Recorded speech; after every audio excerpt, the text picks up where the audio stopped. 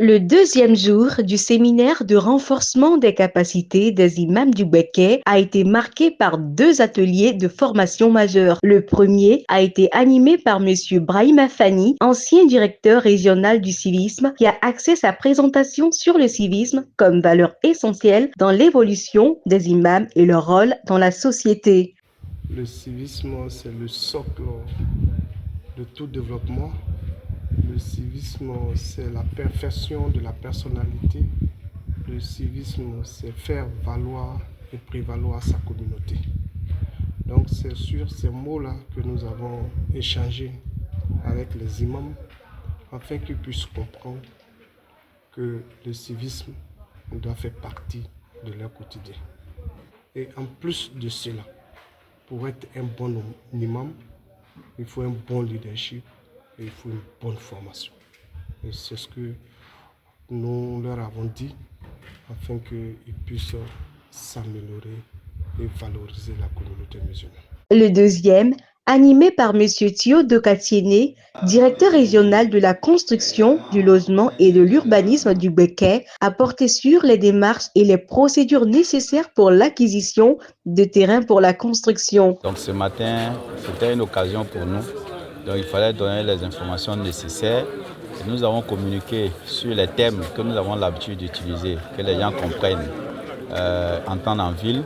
On leur a expliqué, on leur a donné la réforme, on leur a parlé de la réforme du ministère dans vraiment des thèmes utilisés pour qu'ils puissent bien comprendre.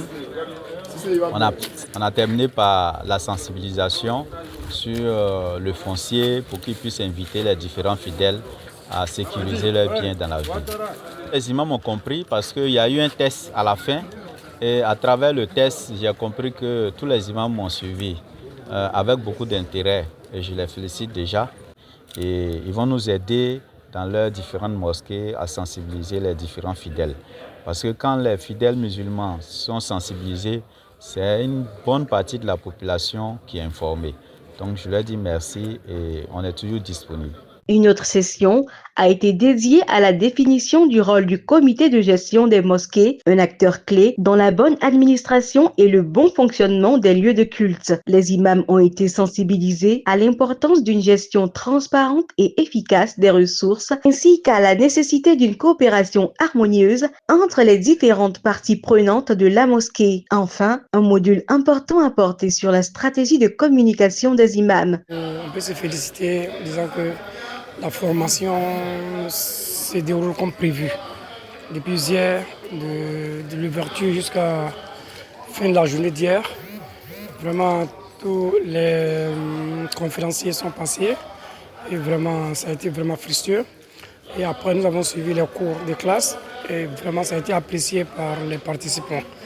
Aujourd'hui nous sommes au deuxième jour qui est dimanche 17. 2024. Après les deux conférences, nous sommes maintenant dans les classes et vraiment les formateurs sont à pied d'œuvre afin d'apporter tout ce qu'ils peuvent apporter pendant cette formation. Cette formation a permis aux participants d'acquérir des outils et des techniques efficaces pour mieux communiquer avec leurs fidèles, mais aussi avec les acteurs de la société civile afin de renforcer leurs liens et d'assurer un dialogue constructif. Ces sessions ont permis aux imams participants de renforcer leurs compétences dans des domaines cruciaux pour le développement personnel et professionnel, tout en contribuant à l'amélioration de la qualité de vie de leurs communautés respectives.